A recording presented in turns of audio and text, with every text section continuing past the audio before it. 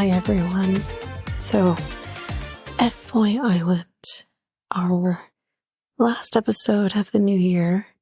Still determining what's going to happen with the following episodes, but we'll get to it. But we start off where we left off, and that is, who's Katie sending home? Marco. She's sending Marco home. I'm confused. I'm so confused. I mean, I liked Benedict. Don't get me wrong. But now he's an Fboy. What? Ugh. Anyway. Okay, so then we enter into the mansplain. And we start with the thoughts on Jared. What the fuck am I watching? What the fuck am I watching? What the fuck is this nonsense? Because everybody up there has a nice fucking thing to say about fucking Jared, who is not here but for anything but for the money. And then we start talking about Christian, who is a fucking nice guy. And that one Fboy guy who looks like Zach Morris basically says, you have Jared and you have Christian, and Christian gives me the ick. I think he's just, he's a nice guy because $50K is still more than his salary. Sir, how much do you make, motherfucker? And the thing is, it's like, okay, if it's about the money, what do you want, 100K versus 50? I'm just, what am I actually watching? And then we move on to Hallie and her men. Everyone seems to be pretty down the middle when it comes to both EJ and Mercedes. Of course, their brothers are defending them, but one person does make a pretty good point here of, came on the show as an Fboy, claimed that he knew how to play this game. So what makes you think he's going to come back on the show, be an Fboy, and split the money with you? And Mercedes does say this person is like, yeah, but did you watch the end of my season, last season? And he's like, yeah, I'm gonna do. He's like, you split the money? He's like, yeah, I split the money. But then the guy said, yeah, but you got burned when you split the money. So who is to say you will split the money again? Like, it's a good point. So that's kind of basically it. There's not much to really speak on. The only other thing, though, that I will say is Keen makes a comment about, is it like a man to steal his brother's woman and all of this? And I hear what he's saying, but then Hallie literally calls him out and says, yeah, but wait a minute. We just played F, Mary, Ghost, and you said you would fuck me. So how was that any different? And he's like, I was being real. Like, yes, but just shut the fuck up. Then we move over to Katie and her men. And Vince, I really love him. I really do. But I'm starting to kind of understand what Mercedes was saying when he's like, it feels like he's love bombing her. I really hope he isn't. But how quickly he's fallen in love with her. Not just falling in love, but in love with her is a little concerning.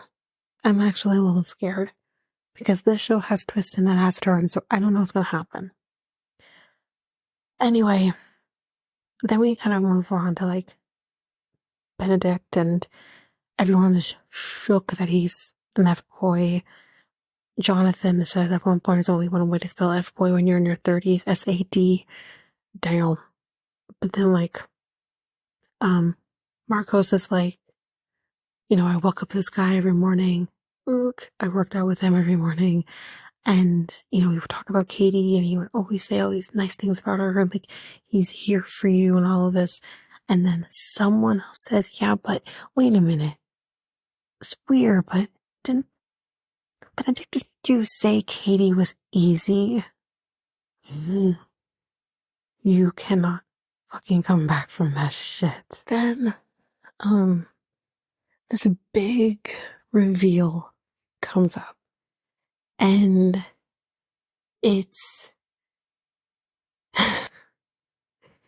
someone basically says that Vince is a clout chaser, and says that he's concerned about, people recognizing him and doing watch parties after this and all of that. And I said, you know what, there's a world where that is true, because let's remember, this person was on another show, and I don't know how recognized he would have been, but he was on another show. There was that recognition, obviously, probably while the show was more relevant, and there is a world where that is true, really and truly. Now, he says it's not. He says that, he's a lawyer. Why would he want clout? Why would anyone ever want clout, no matter what their occupation is? And this is coming from a person who is a lawyer, I'm not a lawyer, God, works for a lawyer, works in a law firm, works in this industry.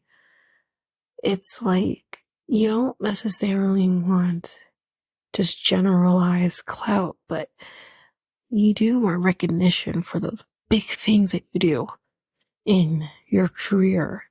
Whether that's a trial that you win, or huge settlements that you might get, or whatever the case may be, you want that recognition. So isn't that kind of similar to clout chasing? In a sense, it's very different, but you know what I mean? So him using his career as a reason why he wouldn't want clout doesn't make sense to me.